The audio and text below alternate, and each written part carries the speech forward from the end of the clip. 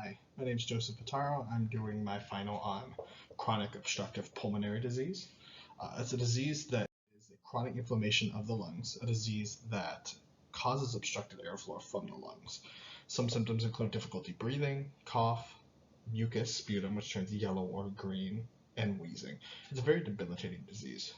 I get it every year. I've gotten it every year since I was a kid, and every year it gets worse. It just grows and it grows and it gets worse, and different sort of things that they use to treat it, such as an inhaler or a sort of like medicine like azithromycin. That's a 7-day treatment. It tends to not work sometimes, and it's very scary. Firstly, chronic obstructive pulmonary disease, COPD, is a major cause of morbidity and mortality and results in mainly an economic and social burden. Currently, it's the third largest death rate among adults by a study conducted by Dr. Kochenik. The national history of CPD is punctuated or occurs at intervals by exacerbations which have major short-term and long-term implications of the patient and healthcare system. The exacerbations of COPD impose a substantial burden on healthcare systems worldwide.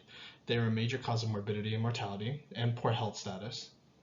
Furthermore, they account for the majority of hospital admissions. More than 50% of the total cost of COPD is accounted for by services related to exacerbations. For instance, in the UK, they're the most common cause of medical hospital admission, accounting for 15 to 9% of hospital admissions at a cost of $253 million a year. It's a lot. It really is definitely a big thing, especially in the West. A lot of people don't take it that seriously. COPD is a common and preventable treatable disease, and is categorized by persistent airflow limitation that is usually progressive and enhanced by noxious gases or particles. That's typically how we think of it nowadays. Especially in the winter, there's a lot of pollen and things going around. That's what happens. In my first slide, William Bosco was the first person to coin the term COPD in a conference at the 9th Annual Emphysema Convention. Emphysema is something that's typically associated with smokers. They can't really breathe, they have a hard time, it's wheezing, coughing, stuff like that. It is a form of COPD. The picture on the bottom is Charles Badham. He identified that chronic bronchitis as a disabling health condition in 1814. So chronic bronchitis wasn't really labeled anything until then. It was just sort of something you had to live with, and it caused a lot of deaths. It was very hard to breathe with it. Bronchitis is increased mucus production and inflammation, and a difference between that and emphysema is that emphysema is destruction and enlargement of the airways. So the airways get large and they kind of break. You can't really breathe. Bronchitis is there's a lot of production of mucus and inflammation, so they get really enlarged, but there's a lot of mucus going through them. So you do this weird sort of noise when you're breathing. Badham actually coined the term. It's called catarrh. It's right there on the slide.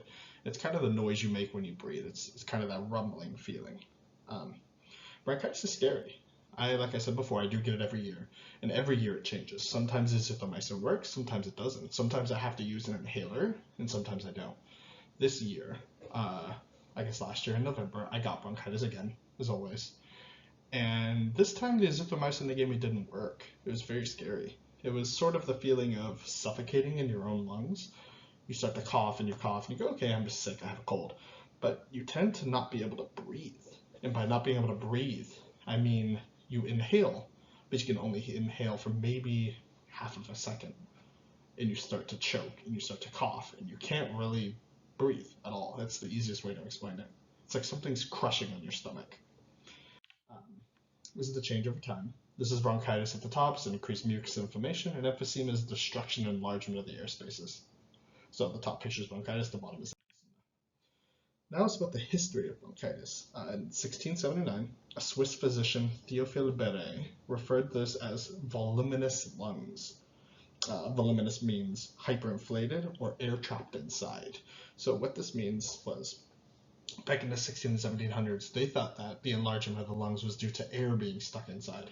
So instead of being able to not breathe because you had no air, and you couldn't get air down the airways because they were inflamed by mucus, they thought there was too much air trapped inside. So when you tried to breathe, you couldn't get any air into your lungs. The 1800s, Lannes thought that It was caused by pollution and or genetics. And smoking wasn't really a big deal back in the 1800s. It wasn't as prevalent as it is now. It wasn't as prevalent as in the 1900s by a mile. So they didn't really think that smoking was a cause. They really thought that it was a genetic trait. Your lungs were just born inflamed, they were born different, and you couldn't really do anything about that. In 1846, John Hutchin invented the spirometer. So this device measures vital lung capacity. And vital lung capacity is something that everyone has. You need to be able to hold a certain amount of air and pressure within your lungs to be able to breathe, especially when you hold your breath. In 1946, Robert Tiffinau, about 100 years later, he was a French pioneer in the respiratory medicine field, built upon this. He made a more complete diagnostic tool for COPD that we actually use today. So it's interesting, something about 150 years ago we use today still. In 1959, a gathering of medical professionals called the SIBA Guest Symposium helped define the components of diagnostics of COPD today. So they helped define what categorizes COPD, bronchitis, emphysema, things like that, from a different actual diagnosis that wasn't considered diseased. This one was wheezing, coughing, and the mucus inflammation that's produced. Hence why you read at the top one, results from the acute inflammation of the bronchi, hence the bronchial infection. The bronchi are the pipes where you're trying to breathe from, and you get a bronchial infection. On top of that, into history slide, some of the treatments include, or medications they give you, azithromycin. Obviously, when I was talking about, it's a 7-day plan. You take 2 tablets on the first day and 5 the next couple days. The 2 tablets at the beginning, every year that I take them, you can feel it start to break up in your chest. You'll feel bits and pieces kind of moving. It's kind of hard to explain. And about 20 minutes later, after you take those 2 tablets, you'll start coughing uncontrollably. Every time I do that, when it works, other than last year from the story I took, you are not able to breathe. You just start coughing and coughing and coughing, and all the air eventually leaves your lungs, and you're sitting there coughing and sort of pushing out this mucus that's left in your chest, and you can't breathe. You put your arms up, you try to breathe, but right as you breathe in, you start coughing and coughing, and it goes on for about an hour, and it's very, very scary. But typically that's what they give you, is azithromycin. Or, if that doesn't work, like in my case, they give you hot tea and they tell you to rest. Typically, things that happen, you get a physical exam, get an x-ray, and they look for pneumonic spots on your lungs. And typically, if you don't have those, it's not really developing into pneumonia. But pneumonia is a very suspect case. It happens a lot.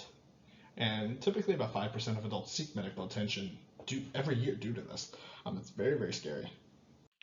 There's also things that happen with cognitive impairment, things that I actually didn't know of. I didn't know that cognitive impairment was something that could happen with COPD, because I never really thought of it happening to me. This is information based on a peer-reviewed journal.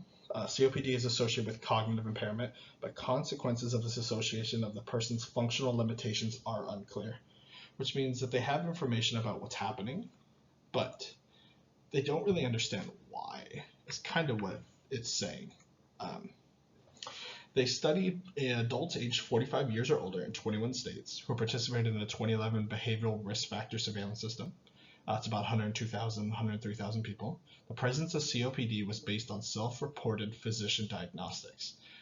ICML, increased confusion and memory loss, that's what it means, I'm going to abbreviate it, was based on a self-report that confusion and memory loss occurred more often or worsened during the prior year.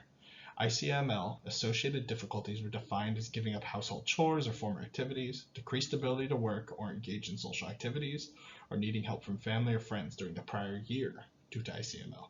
So during this, it's essentially meaning that the year before that they were diagnosed with ICML, they're losing cognitive function, they're losing function to do things around the house, losing function to help people, to help themselves. And it's very debilitating. The general limitations defined as needing special equipment as a result of a health condition, having had activity limitations for 2 weeks or more in the prior month, or being unable to work. Multivariable models were adjusted for demographics, health behaviors and conditions, and frequent mental distress. The results of this, COPD was reported by 9.3% of adults. ICML was greater among those with COPD than among those without COPD, so 25.8% versus 11% in adjusted prevalence rate. People with the COPD, either with or without ICML, so there's two different cases that you can have, were most likely those without COPD to report general function limitations. Among people reporting ICML, those with COPD were most likely to report interference with work or social activities than those without. So people with ICML diagnosed with COPD, they tend to have a lot harder time helping other people. They tend to not be able to do work or social activities, go out with their friends or kids, go help them, grandkids, things like that, just simply because it's so debilitating to the cognitive health of most people. The cognitive health issues range from mild impairment, sometimes they lead to dementia, including Alzheimer's disease, and the cognitive impairment that affects processing, attention, concentration, memory, executive functions, and self-control. So, becoming diagnosed with these things, COPD, ICML, you tend to sort of lose control of yourself, and you don't really tend to think of those things because you typically think it's a mild cold, a mild cough, pneumonia, like a pneumonic infection, a bronchial infection. And these things that I never really thought of doing this. I never really thought that cognitive health could be an issue, but cognitive impairment is apparently a big issue, especially among people that have COPD and ICML. That's my presentation.